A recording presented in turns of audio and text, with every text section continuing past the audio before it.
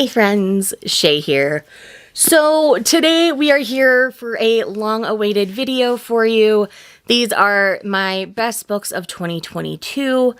I couldn't narrow down my list to like a 10, so it's around 15-ish books that I've loved this year. I am really excited to share these books with you because obviously I love and adored them this year. If you've been following my channel this year, you probably won't be terribly surprised by any of these reveals in my best books of 2022 list. But they're not in any particular order. I love them all too much to decide where they go in order. I've done them in orders in the past and it was stressing me out to do it. So rather than causing myself extra stress, we're just gonna do it this way today. So we're getting casual, we're gonna talk about things, and I've got my handy dandy list here. So editing Shay's gonna have to put them all in. She'll probably hate me later, but that's okay. Alrighty, so just going at the top of my list here, the first one I have here is, once again, the Primating Agency series has made it to my best of 2022 list. This year's installments were I Married a Merman, I Married a Minotaur, and I Married a Beast. I Married a Minotaur and I Married a Beast were revisiting worlds that we'd already visited and characters we were already invested in, and it ended up being a really fun reading year with these. Anytime Regine Abel just drops one of these, like, I drop everything and I read them because I love them so much. So we're kind of dealing with the villain faction from both of those stories. So we have the villain from I Married a Birdman, like the clan that the villain was in, getting their love story in I Married a Minotaur. And then I Married a Beast is actually kind of the bad guy in I Married a Naga, but it's just a cultural difference. And once you understand that, it's really easy to start to root for your hero. So I really loved all of them this year. I could not pick between them because I enjoyed them all so much. They are all so unique. They all add something different. Each heroine was very different. Each hero was very different. So you don't feel like you're getting a repeat setup. Even how they become couples is different with each one. I've really enjoyed them all. Like the last one, the heroine in I Married a Beast is actually like a monster romance lover. And so like she's all of us that love monster romances. And so I really enjoyed her take on everything with that, because our I Married a Beast has been the most beast-like of all of them so far to me. And he was just everything she wanted, and it was great. The next installment on this list, again, no one will be surprised here, but that is The Lost Metal by Brandon Sanderson. This is the final installment in the second era of the Mistborn series. So in this, we're following Wax and Wayne and their adventures in the Mistborn world. All of the characters grew on me so much.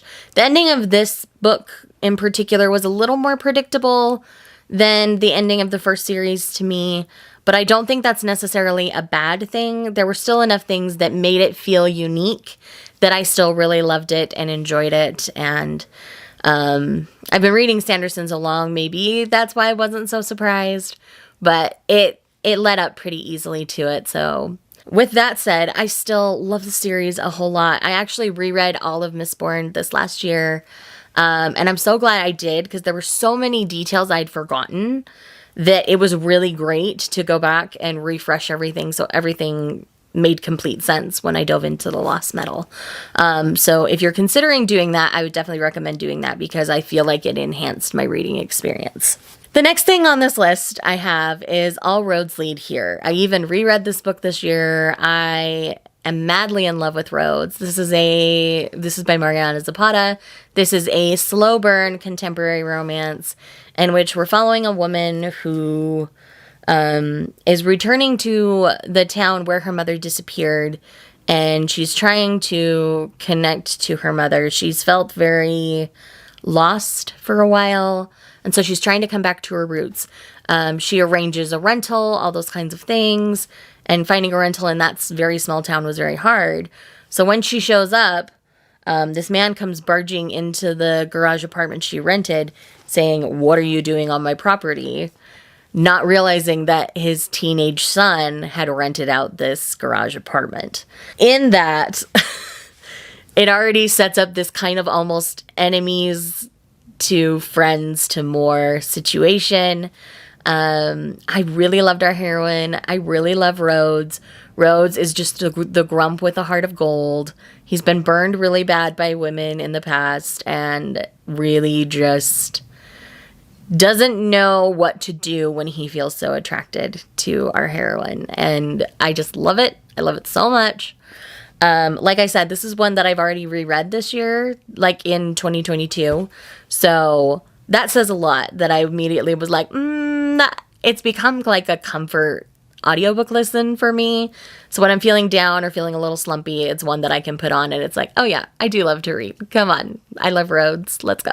The next one on this list was also the first book that I read in 2022, and that is Convenience Store Woman. This is a translated work by Sayaka Murata, and she is a genius. I definitely plan on reading more Sayaka Murata in future. And in this one, we're following a woman who's probably somewhere on the autism spectrum. It doesn't say for sure. But she gets a job at a convenience store as a teen and ends up continuing to work there as she gets older. And this is just about her life and the people who come into her life and influence it, and the changes and the things that she goes through. It's really brilliant, honestly. I really enjoyed the go with the flow, but figure things out as you go mentality that she had. The writing is great. I really enjoyed the person who does the translation. I don't remember who that is. I'll try to put it in here so that you can see who does the translation. But the person who does the translation for this is great. I ended up really enjoying it all around and would definitely recommend it. It's a fairly short book, so I don't want to say too much. But the journey that she goes on is amazing. And what she learns about herself throughout the course of the novel is also amazing. So I'm going to leave it there for that one, but just know that it's amazing. The next one, I debated really hard on which book in this series to put because I read them both this year, but I am going to put my actual favorite, and that is Astrid Parker Doesn't Fail. This is the sequel to Delilah Green Doesn't Care. In this one, we're following Astrid. I can't say too much about Astrid and her background because that would spoil events in book one, so I'm not going to do that. But in this one, Astrid is trying to amp up her interior design business, and she gets an amazing job renovating an inn that she's wanted to renovate for a very long time. And she shows up there, and the carpenter is a woman named Jordan, and sparks start to fly between the two of them. They pick that up on camera, obviously, and so they want them to continue to be antagonistic towards each other. But along the way, Astrid and Jordan start to have feelings for one another, and so they have to play things very, like, a certain way. And the way it all ends up working out is realistic and great to me, and I ended up really honestly enjoying this book so much.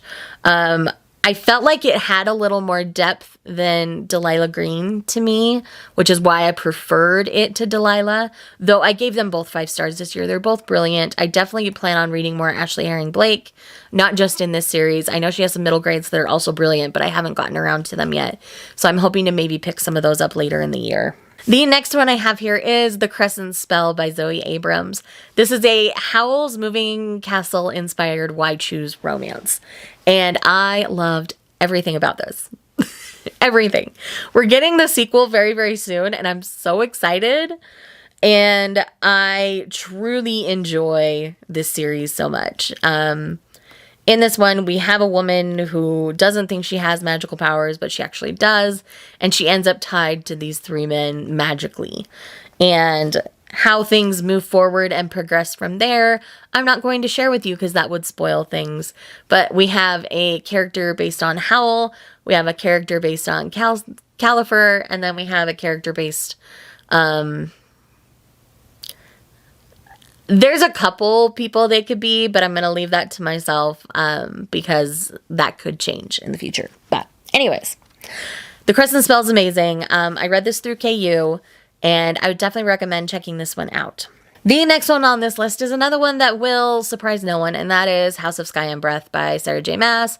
I am Sarah J. Maas trash. We all know this.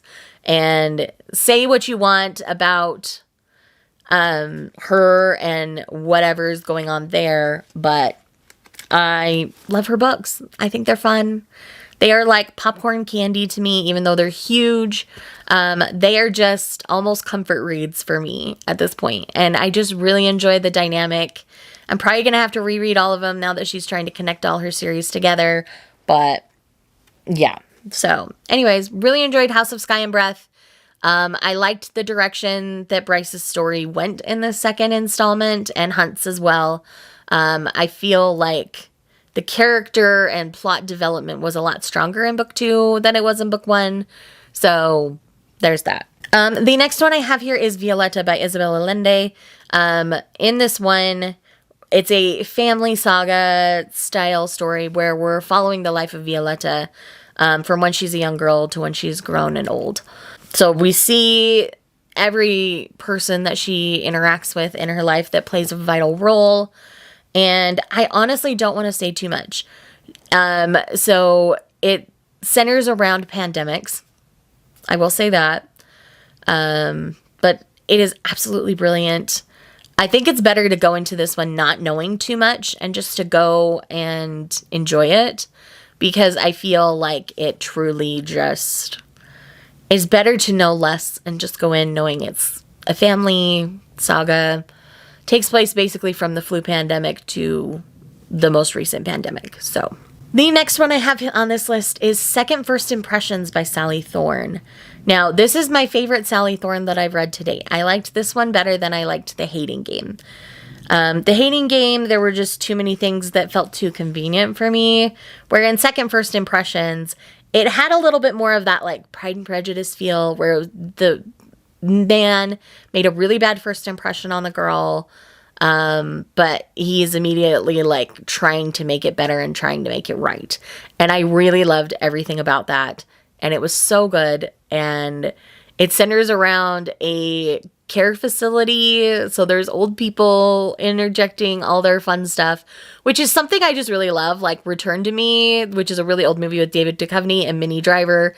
The old people are what make that movie so good to me.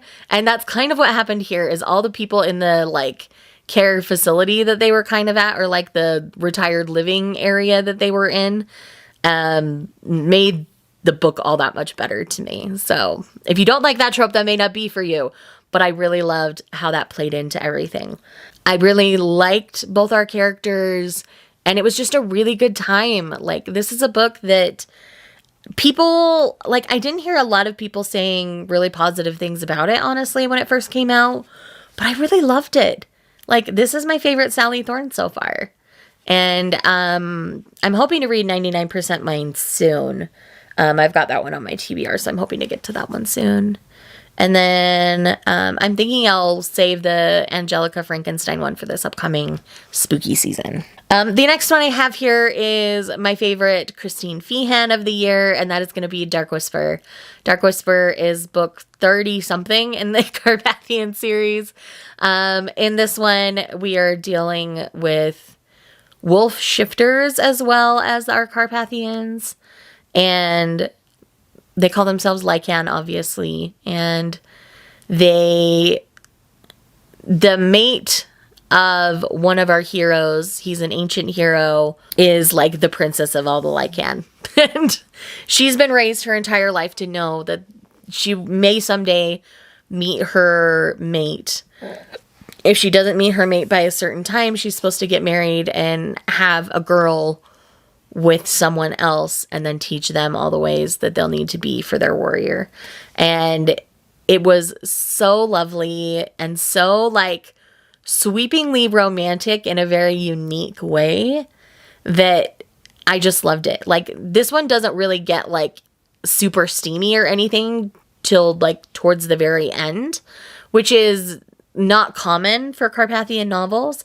But I really loved how this one worked, because they were immediately like already in a tough situation. So they had to wait for things to calm down before they could truly be together. And they were just with each other through the whole thing. And there's a shared intimacy with the Carpathians where they can speak telepathically to one another.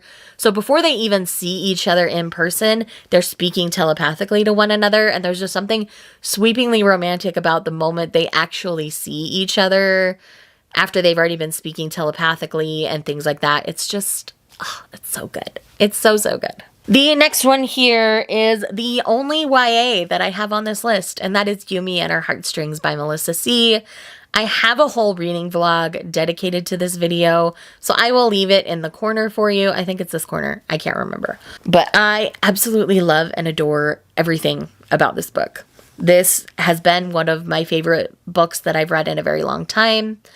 And in this book, we're following Daisy and Noah. Daisy is a young woman with cerebral palsy who plays the violin, and she's very good at playing the violin. And she gets paired up to do a duet with a cellist named Noah. She's kind of had a crush on Noah for a little while. Noah's just very like, it's my way or the highway in the beginning because he comes from a very musically inclined family, and they both want to get into Juilliard. And they know that this concert that they're supposed to do this performance for, that people from Juilliard, because they're in New York, usually attend this concert. So they both want it to be the best they can be. And it's about how they bond through music, develop a romantic relationship. The concert happens and things go viral from there because of Daisy's disabilities. And there's a lot of talk about ableism and all those kinds of things throughout the course of this novel. And the way that Melissa tackles such tough subjects, you can tell she has personal knowledge and personal experience with it. It is so beautiful, but it's so lighthearted and charming at the same time, even though you're dealing with some really tough topics throughout. So I would definitely recommend this. Noah has anxiety, and he spends a long time not getting help for his anxiety. And so being an anxious person myself, watching all of that made me relate to Noah all the more. And I just really loved everything about this. So if you all have not picked up this beautiful YA contemporary, you definitely should. I'm really excited for her 2023 release as well. The next one I have here is probably one of my favorite audiobooks I've read this year, and that is Seatmate by Cara Bastone. You all know how I love Cara Bastone and her Audible exclusive books. I ended up listening to this one when I was driving back from Vegas with my mom after the Backstreet Boys concert, and I absolutely loved everything about this. It was so sweet. It was so fun. And essentially, we have this guy who rides the bus like, once a month, and all of a sudden he sees this beautiful woman, sits next to her, and all of a sudden he starts talking to her. They start striking up a conversation. She's trying to get to the interview of her life, and he wants to help her get there. And all sorts of crazy things happen, and things move quickly and develop from there for them. This basically all takes place over like a 24-hour period, because that's how long she has to get to this interview of a lifetime. And it's amazing. I absolutely loved it. If you're looking for a really fun listen for like a road trip, I would definitely recommend this one. And then the last one I have on this list is the only nonfiction that I have on this list, though I have read more nonfiction this year than I have most years, and that is Pandoras Jar by Natalie Haynes. Natalie Haynes in Pandoras Jar has done a lot of research on Greek mythology, and she comes and basically says the women in Greek mythology were done dirty. Here is why they made the decisions that they did. And this is why these women are strong. They are amazing. And you should not treat them like garbage. And I loved everything about this book. It was amazing. It was very well thought out. It was also easily accessible and easy to understand. And I really loved how accessible as a nonfiction that it was. It ended up being really enjoyable for me. I had a great time with it. I'm definitely planning on picking up more Natalie Haynes. She's got a couple more books out that I haven't had a chance to get to yet, but I'm definitely planning on reading them soon. And I would definitely recommend picking up Pandoras Jar.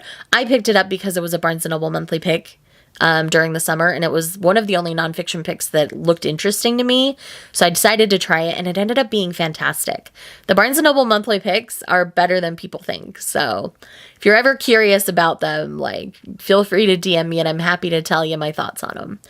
But with that said, those are my best books of 2022. Thank you so much for watching this list. If you're here just because you love me, leave me some sort of star emoji, leave your favorite one, and I will see you guys in the next one. Bye. It's been raining for days now, been running like a child. Can't feel the cold, well I'm lost here with you, lost in the woods. Lost as I should.